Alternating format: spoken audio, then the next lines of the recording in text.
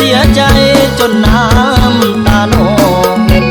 สุดท้ายได้แต่เลี้ยวมองเบิ่งมองของหากกับเขาสำนี้ละน้อวาสนาคนทุกข์จังอายเสียใจแห้งหลายน้ำตาจึงไหลบ่เศร้ามักเขาข้างเดียวเจ้าบ่เลี้ยวบ่แลหอดเงาต้องกลายเป็นคนซึมเศร้านอนมักเจ้าข้างเดียวเลื่อย